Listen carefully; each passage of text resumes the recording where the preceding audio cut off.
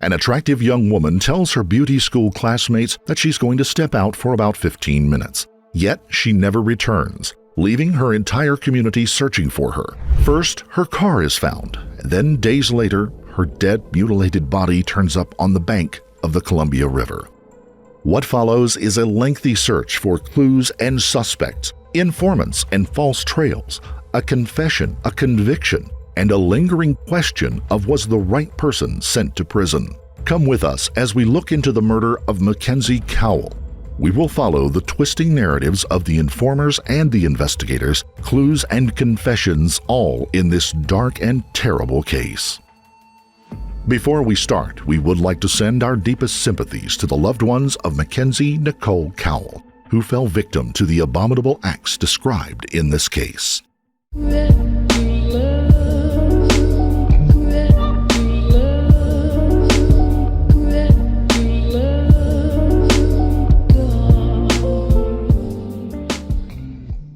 It was a chilly, breezy February afternoon when 17-year-old Mackenzie Cowell decided to take a break from her studies and work at the Academy of Hair Design. She told her friends she just needed 15 minutes and took off, even asking one before she left if she had to sign out of class because she was going to be gone for such a short period of time.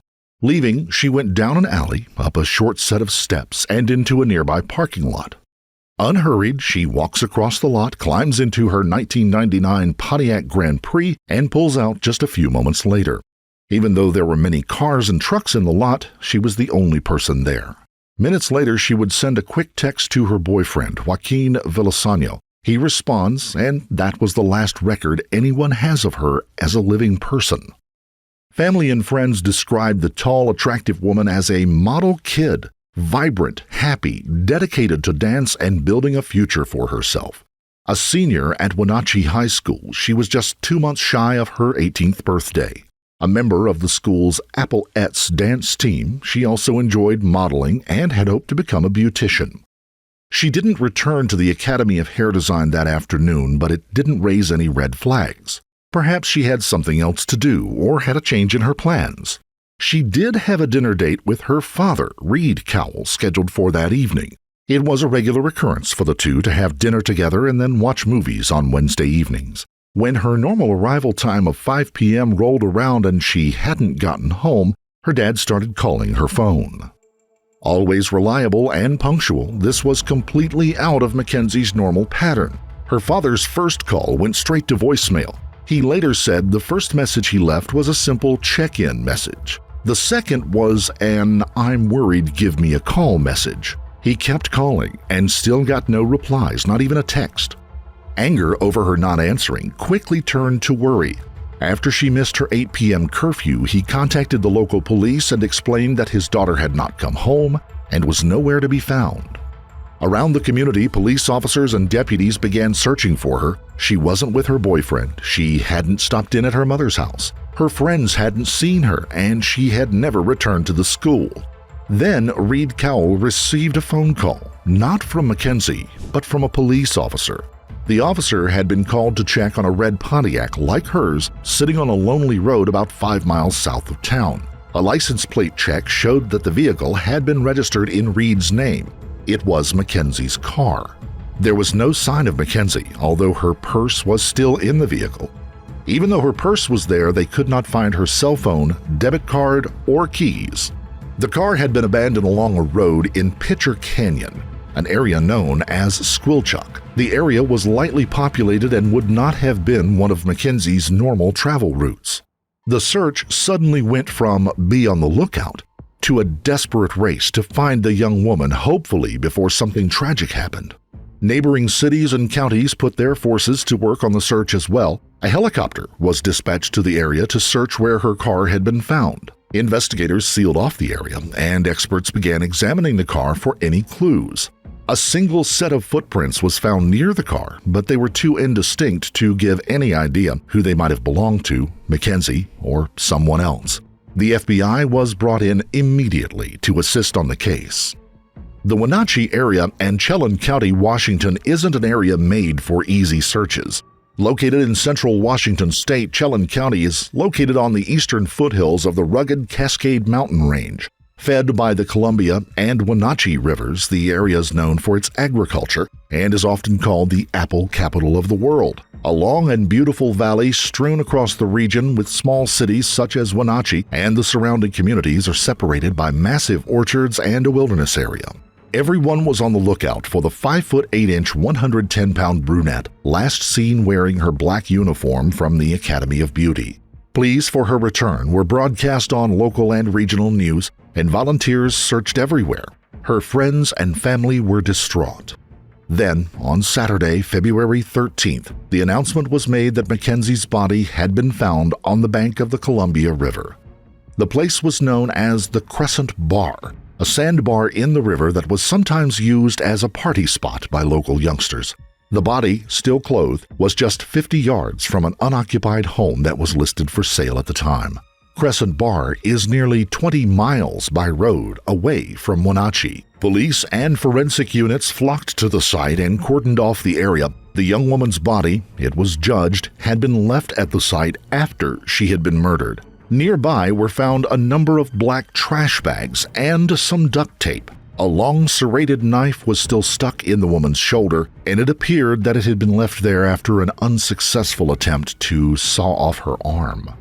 An autopsy would show that Mackenzie had suffered a blunt force trauma to the head. She had been strangled and stabbed in the neck leading up to her death. Just when she had died and how long her body had been at the location were pieces of information that was never released to the public. A new tip leads investigators in Wenatchee to several people who may know what happened to 17-year-old Mackenzie Cowell. She was murdered in February, her body found along the shore of the Columbia River at Crescent Bar. Annie Bishop live in the newsroom with the latest on the developments. 100 tips in the past 4 months. This is the second tip investigators have widely publicized. We're learning tonight that over the past week, investigators have been interviewing potential witnesses or people who possibly may have been involved in Mackenzie's murder. When 17-year-old Mackenzie Cowell was found murdered along the shore of the Columbia River, investigators, the Wenatchee community, and her parents vowed to find her killer. I really think that it is time for someone to step forward and help solve this case. I know that you out there know who did this, and it's important to my family and I for you to bring that person forward. Today, investigators released new information in her case, announcing they've been interviewing people who may know what happened. There are people that obviously have come up in our investigation. We're not going to call them person of interest yet. We are interested in what they know, whether they're witnesses or whether they were involved in her killing. But at this point, we just want to go talk to them. Mackenzie was last seen leaving beauty school in Wenatchee 4 months ago. She was found a few days later at Crescent Bar, strangled and beaten with a stab wound to the neck. Captain Doug Jones with the Cowell Homicide Task Force says they received a tip a few weeks ago that led them to a turnout above where her body was found. Investigators sent something to the state crime lab they found at the site, but won't say what. This same tip also led them to the people now in question. With the focus of the investigation narrowing in, they want to make it clear who they've ruled out. Mackenzie's family were quickly notified, and police immediately redoubled their efforts, asking the community for any leads they might have in the case. Over the coming weeks, the community would mourn the loss of Mackenzie. On the 25th of February, a memorial service at the Toyota Town Center was attended by more than 1,800 residents. There were a few memorial speeches about the young woman, a performance by the Applettes dance team that she had been a member of, and afterwards hundreds of pink and purple balloons were released in her honor. Over 800 tips on the case would come in, and investigators from all over the region began working as a task force to follow up on every lead. A $7,000 reward was offered for any information that might lead to finding Mackenzie's killer. Among the first persons of interest questioned was Mackenzie's boyfriend, Joaquin Villaseño. Brought in for questioning, Villaseño said that he had had a short text exchange with Mackenzie right around the time she left the academy, but had not heard from her after that. Her last message to him had been, "Hey, what's up?"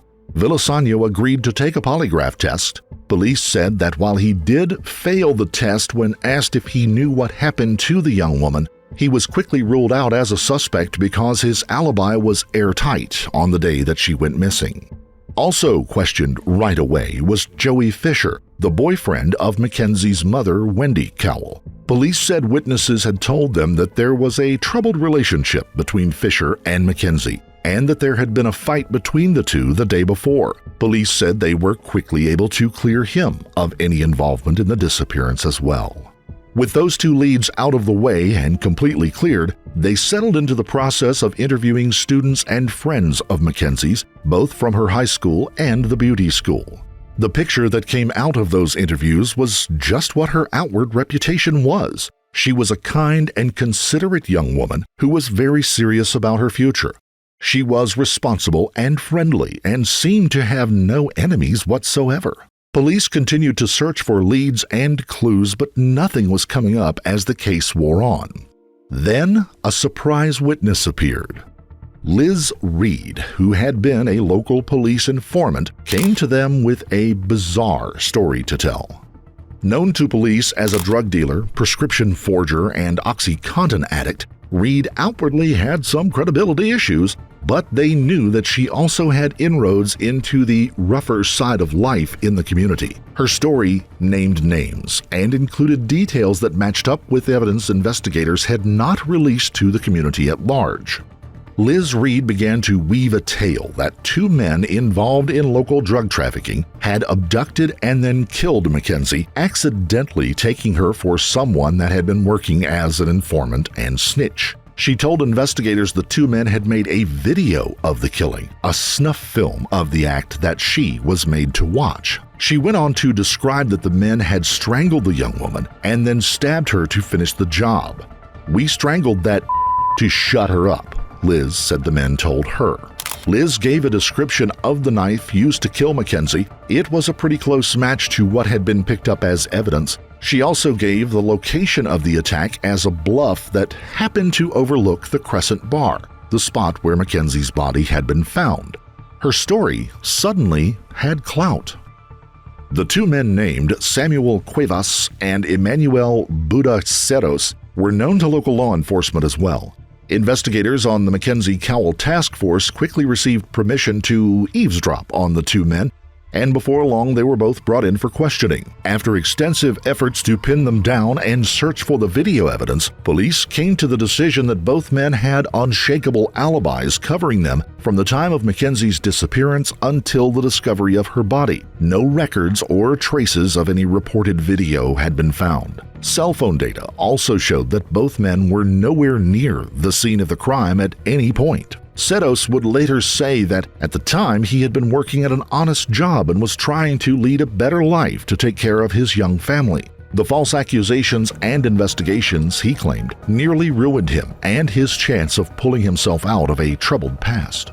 The police cleared the two men and went on with their investigation. Liz Reed's testimony to police was labeled as a fabrication, even though she still swore that she had told them the truth.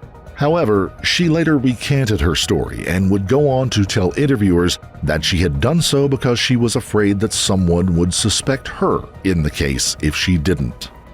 Later on, Liz Reed would come back to investigators with another story, this time saying that she had been sent back out to the bluff above the Crescent Bar to find a ring that had fallen off of Mackenzie's finger. She told police that she had located it and produced a silvery ring with a tassel.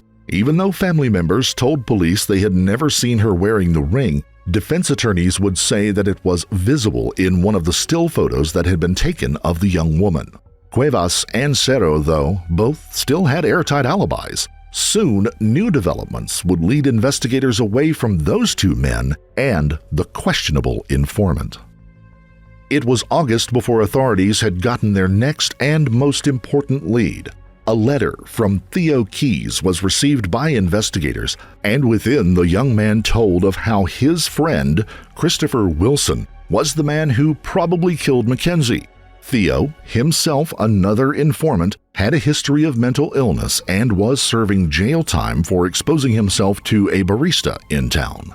The letter described Christopher Wilson as a strange man with a dark fascination with death and serial killers. It also alleges that there was a budding relationship between Chris and Mackenzie while they were both students at the Academy of Hair Design. On August the 11th, Chris was brought in and questioned by investigators. Tall, with hair dyed black, Chris was a quiet man whose personal style often featured eyeliner and clothes bought from thrift stores and vintage shops. His hobbies included performing folk music, and he kept a small circle of good friends. He was often described as someone who would stand out as odd in the small town of Wenatchee, but in Seattle he never would have received even a single raised eyebrow.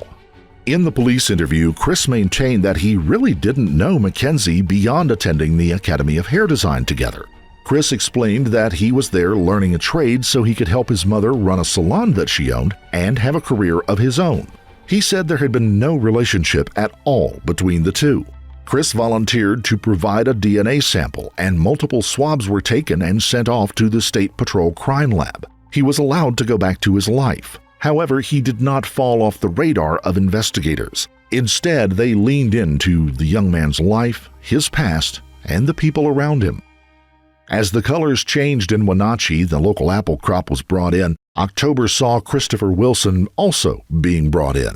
Investigators had more than a few questions for the 29-year-old man. They now had a report back from the state crime lab.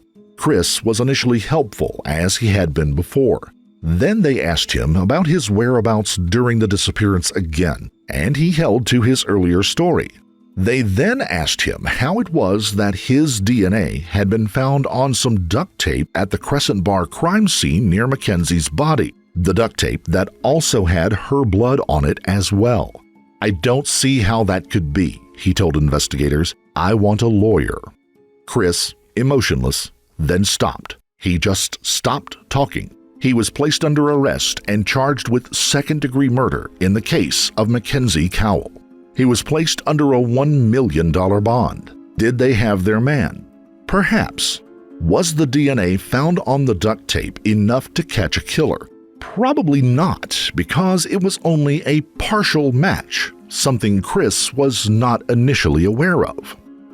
The sample of blood from the duct tape included the match of the YSTR profile to the DNA swabs provided by Chris. The lab was only able to extract a small portion of the DNA strand that was found at the scene, and while incomplete, the match greatly narrowed the field of suspects.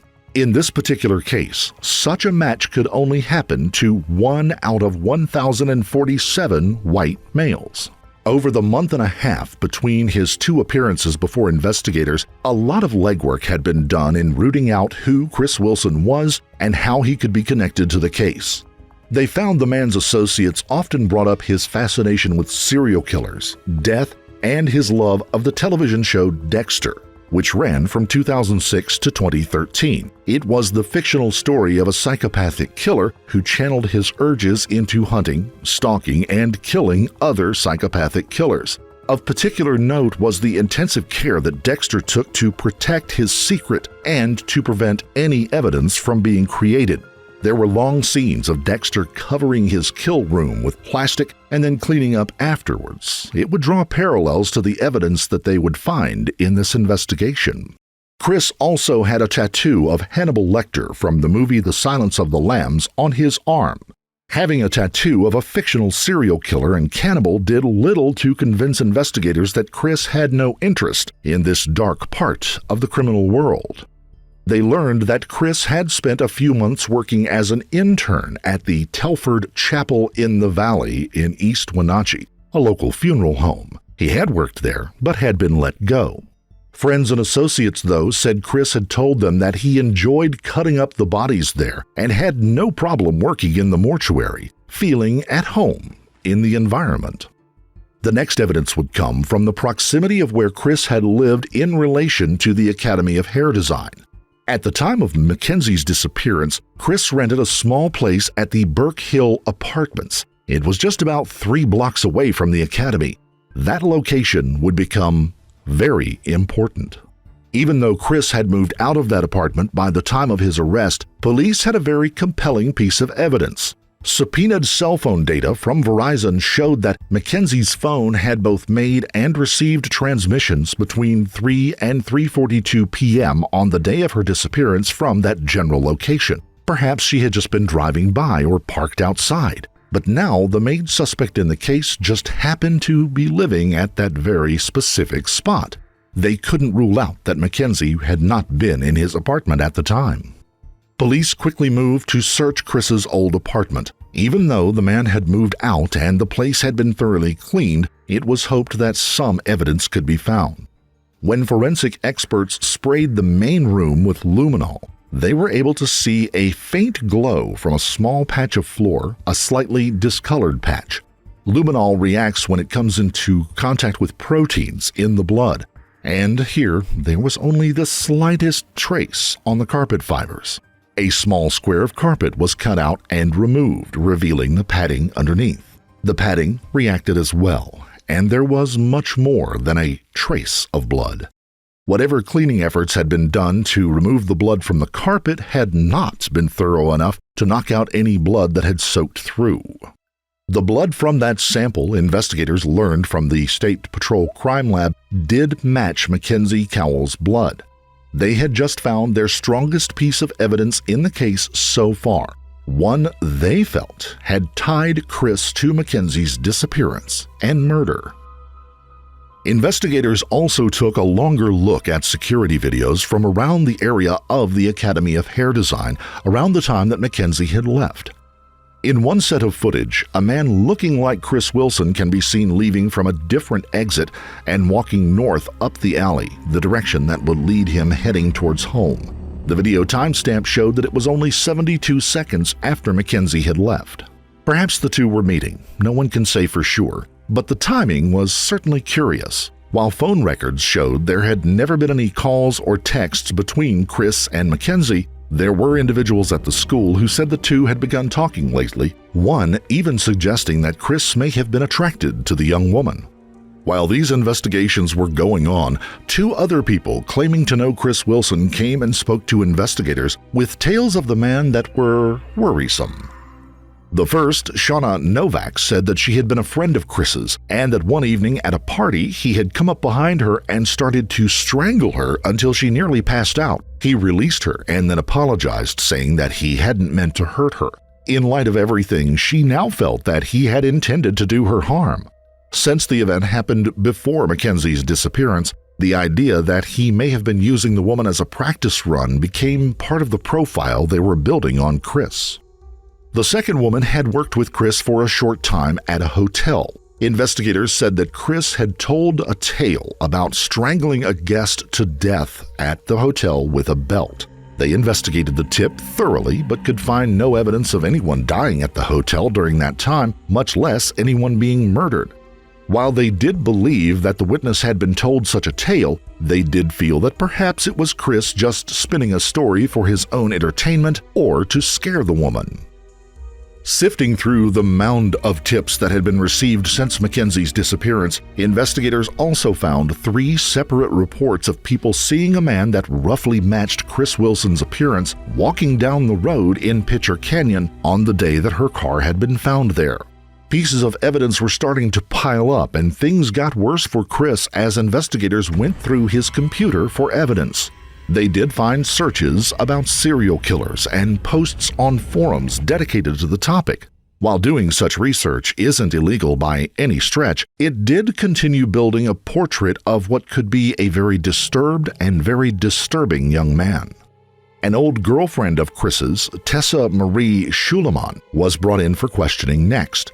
2 videos found on her cell phone would become major evidence in the case. The first video, recorded on June 26, shows the two walking into Chris's apartment and then moving aside a coffee table. The camera focuses on a patch of carpet that has a large brown stain, something police said resembled old dried blood. The following video was taken 4 days later and was of Chris going around the apartment showing how clean it was prior to moving out in hopes of getting back his security deposit. The video pans around the apartment showing the bathroom and kitchen areas, then it scans the carpet. The camera zooms in on one particular patch on the floor and Chris can be heard asking, "Is it clean?" Tessa tells him yes, considering what happened. She does not, however, say what that event might have been. The slightly discolored patch on the floor just happened to be the same spot of carpet where investigators claimed to have found Mackenzie's blood. Photos were also found on Chris's computer that showed Schuleman laying on the floor of the apartment as if she were dead. Her poses were made in the exact same spot as the stain as well. As weird as the images may have been, they didn't prove anything in particular. The spot and the cleaning of it would require an explanation, though. Chris would claim that a marijuana bong had tipped over on that spot, spilling discolored and smelly bong water. To get the stain out, he had used Simply Green to remove the stain and get the smell out of his carpet. His defense insinuated that Mackenzie's blood had been planted there by police. 22-year-old Schuleman had certainly become a person of interest in the case. Phone records show that she and Chris had spoken to each other at 3:32 p.m. on the day of Mackenzie's disappearance. While it wasn't unusual for the two to call each other, they had been boyfriend and girlfriend at one time. The timing of that particular call on that day was. It was just a half hour after both Chris and Mackenzie had left the academy separately. It was also at a time when classes were still in session, classes that Chris should have been in. Records would show that he would contact Schuleman 5 more times that evening, and that he would borrow her car. Chris, curiously, had a car of his own that was in working order. Why would he need to borrow a car on that particular night? Between the time of the event and his being brought in, Chris had sold his black 1991 Volkswagen, which was later found in a nearby city's impound lot. Phone records also showed that Tessa had called her current boyfriend around 9 p.m. on the night of the disappearance. She had apparently asked him to pray for her because something bad had happened. She and her boyfriend also just happened to live near the Crescent Bar. Schuleman would be later arrested and charged with rendering criminal assistance to Chris in the murder of Mackenzie Cowell. Her white 1991 Subaru Legacy was impounded and searched for evidence. Swabs were taken from stains within the car, a knife was found under the seat, and 3 Camel cigarette butts were removed and tested against DNA found on a cigarette butt near Mackenzie's body. The DNA testing of the swabs and the cigarette butts did not match any evidence that forensic experts had found at that point. With the physical and circumstantial evidence piling up, Christopher Wilson would be going on trial for the murder of Mackenzie Cowell.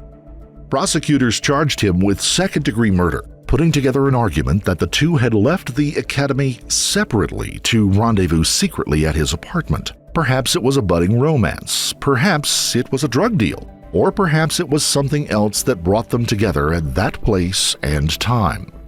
They alleged that Chris had struck her, strangled her, and then stabbed her, but had prepared the scene to minimize any evidence. He then somehow moved her body to the Crescent Bar and abandoned her car along the Pitcher Canyon. Chris maintained that he was innocent and hired a famous defense attorney, John Henry Brown. He was retained to represent him in court. Brown, based out of Seattle, had a history of defending people like serial killer Ted Bundy and the barefoot bandit Colton Harris Moore. Brown also had history in the courtrooms of Wenatchee, having successfully defended a number of people accused of abuse in what became known as the Wenatchee Witch Hunt. The defense was to rest around the idea that police had planted the blood in Chris's old apartment, and if there had been a killing there as described, the bloodstains would have been much bigger than the small one that was found. Brown also argued for and got approval from the judge to introduce Liz Reed's testimony to the police, bringing back the possibility that the actual murderers were Cuevas and Ceros. An alibi from Chris's mother, Kathleen Sorens, was also brought in, stating that he had been with her during that afternoon picking up cupcakes for an upcoming event. Points were made by Brown and co-counsel Emma Scanlon that no smoking gun connecting Chris directly to the murder had been found. Prosecutors leaned on the mound of evidence gathered and offered Chris a plea bargain deal. If he would accept it, the charge of second-degree murder would be dropped to first-degree manslaughter with a sentence of 6.5 years. He refused and maintained his plea of not guilty to the original charges. A jury was surveyed and seated. Initial impressions were that Chris's innocence would be very hard to sell to the court.